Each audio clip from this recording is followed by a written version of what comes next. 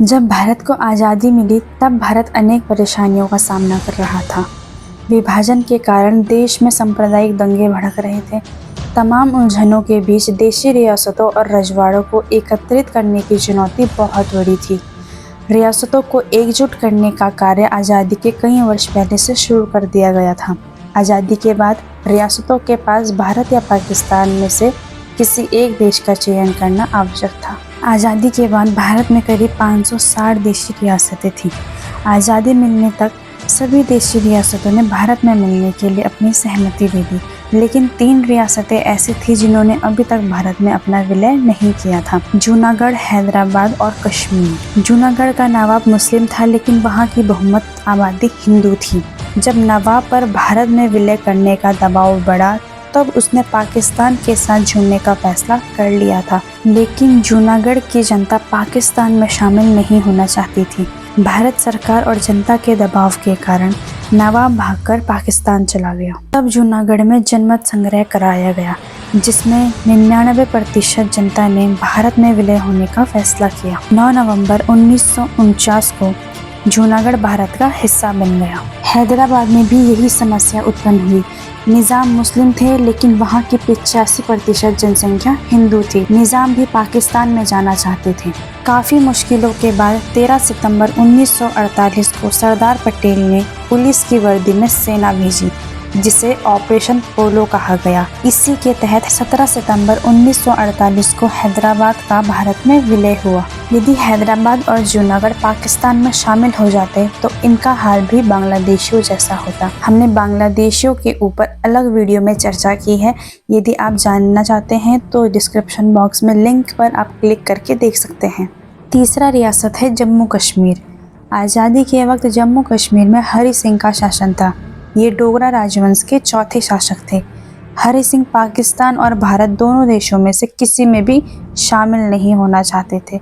महाराजा हरि सिंह ने भारत और पाकिस्तान किसी को भी चुनने से इनकार कर दिया था। उधर मोहम्मद अली जिन्ना की नज़र कश्मीर पर थी। 24 अगस्त 1947 को पाकिस्तान ने हरि सिंह को चेतावनी भरा खत लिखा। उस खत में लिखा था, यदि कश्मीर पाकिस्तान में शामिल होने में नाकाम होता है तो कश्मीर को भविष्य में गंभीर समस्या का सामना करना पड़ सकता है।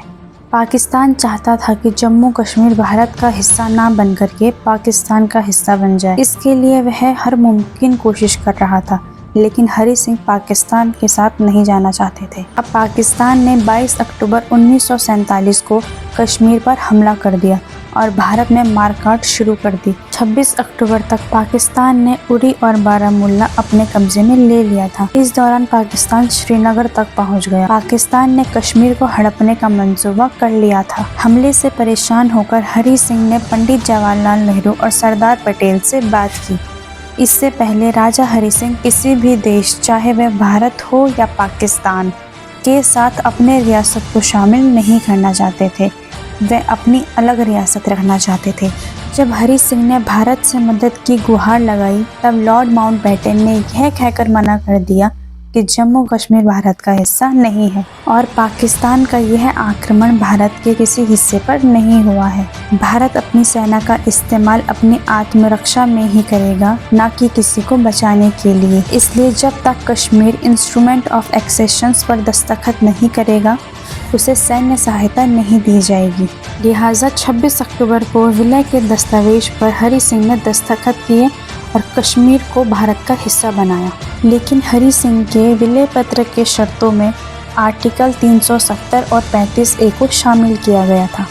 लेकिन जिन्ना चाहता था कि जम्मू कश्मीर में भी जनमत संग्रह हो। ऐसे में लॉर्ड माउंटबेटन ने मोहम्मद अली जिन्ना को भरोसा दिलाया और कहा कि जब कश्मीर में माहौल शांत होगा तब कश्मीर में भी जनमत संग्रह कराया जाएगा। लेकिन पाकिस्तान ने कश्मीर पर जंग छेड़ते हुए अपनी सेनाएं तैयार कर ली। इसके बाद लॉर्ड माउंटबेटन की सलाह पर प्रधानमंत्री नेहरू ने कश्मीर में पाकिस्तान सेना की कार्रवाई का मुद्दा संयुक्त राष्ट्र सुरक्षा परिषद में उठाया। तब संयुक्त राष्ट्र सुरक्षा परिषद की तरफ से 3 प्रस्ताव आए। पहले प्रस्ताव में कहा गया था कि जिस देश की आर्मी जहां पर है वह वहीं पर रुक जाए, हालात को और न बिगाड़े। साथ ही साथ यह भी कहा गया था कि दोनों पक्षों में सीधी बात कराई जाए। दूसरे प्रस्ताव में कहा गया कि भारत और पाकिस्तान दोनों के द्वारा जम्मू कश्मीर पर नियंत्रण का मुद्दा जनमत संग्रह के तरीके से तय किया जाना चाहिए, लेकिन इसके लिए एक शर्त तय की गई थी कि पाकिस्तान की तरफ से जो पाकिस्तानी सेना लड़ने के लिए आई है वह वापस लौट जाए और भारतीय आर्मी भी पीछे हट जाए। और इसी के दौरान 1 जनवरी 1949 को दोनों देशों के मध्य एक रेखा खींच दी गई, जिसे हम आज लाइन ऑफ कंट्रोल या LOC के नाम से जानते हैं। तो आज हमने बात करी कि कश्मीर को भारत में कैसे मिलाया गया। अगर आपको वीडियो पसंद आई हो तो लाइक, कमेंट, सब्सक्राइब ज़रूर करिएगा। आज के लिए इतना ही। धन्यवाद।